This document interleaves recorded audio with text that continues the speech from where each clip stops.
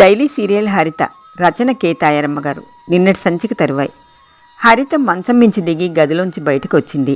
బాబు ఆనందరావు గారి దగ్గర పడుకున్నాడు. ఎలా? ఆనందరావు గారు తలుపులు దగ్గరగా చేరవేసి నిద్రపోతారు. హరిత రాత్రి 2-3 సార్లు మేడ మీదకి వెళ్ళి బాబుని చూసి వస్తూ ఉంటుంది. హార్లిక్స్ అయినా పాలైనా కలిపి ఇస్తుంది. ఒక్కోసారి తనతో కిందకి తెచ్చుకుంటూ ఉంటుంది. అందుచేత ఆయనకి ఏ విధమైన అనుమానం కలగడానికి వీల్లేదు. హరిత మేడమెట్లు ఎక్కసాగింది. ఆమె కాళ్ళు తడబడుతున్నాయి. ఇప్పుడేది దారి? అమ్మానాన్నల దగ్గరికి వెళితే వెంటనే ఆనందరావు గారు తనని తీసుకొస్తారు. పోనీ ఈ విషయం చెప్పి వేద్దామంటే పర్యవసానం ఎలా ఉంటుందో.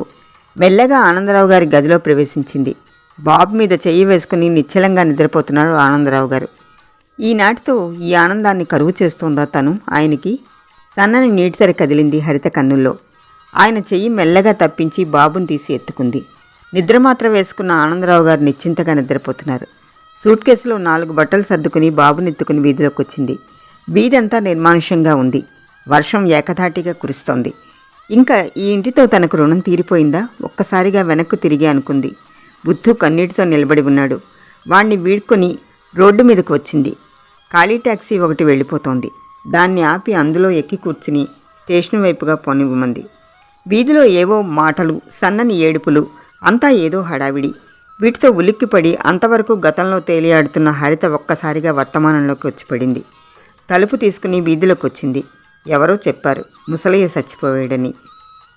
గాఢంగా నిట్టూర్చింది హరిత. ముసలయ్య ఇంటి ముందు జనం గుమిగుడి ఉన్నారు. గౌరీ ముసలయ్య శవం మీద పడి మౌనంగా రోధిస్తోంది. గౌరీ భుజం మీద చెయ్యి వేసి లేవతీసింది. హరితని పట్టుకుని మోగ్గా రోధించింది గౌరీ. దూరంగా రావి చెట్టు కింద బండరాతి మీద కూర్చుని ఉన్నాడు సత్యం. మధ్యాహ్నానికల్లా ముసలయ్య అంత్యక్రియలు జరిపించేసి ఆ మన్నాడు గూడెంలో అందరికీ భోజనాలు పెట్టించాడు సత్యం. ఈ సత్యంగాడు కన్న కొడుకు కంటే బాగా చేసాడరా అనుకున్నారు గూడెపోళ్ళు. గౌరీ ఒక్కతే ఆ గుడిసెలో పడి ఉంది. హరిత హృదయం ద్రవించింది. ఈ పిల్ల గతేమిటి? ఆకాశంలో నక్షత్రాలన్నీ లెక్కబెడుతూ ఎంతసేపు అలా వీధి గడుపులో కూర్చుందో ఆమెకే తెలియదు. ఈ జీవితంలో ఎన్ని మార్పులు! నిస్సత్తువుగా లోపలికి నడిచింది హరిత. సూట్ టీచరమ్మా, ఈ బడి మాస్టర్ రాఘవయ్య గారు రేపు రిటైర్ అయిపోతారంట. నువ్వు కాగితం పెట్టరాదు అన్నాడు సత్యం 4 రోజులు పోయిన తర్వాత వచ్చి. హరిత కళ్ళు మెరిశాయి. తను ప్రతిక్షణం అనుకుంటోంది ఇటుపై తను ఎలా జీవించడం అని.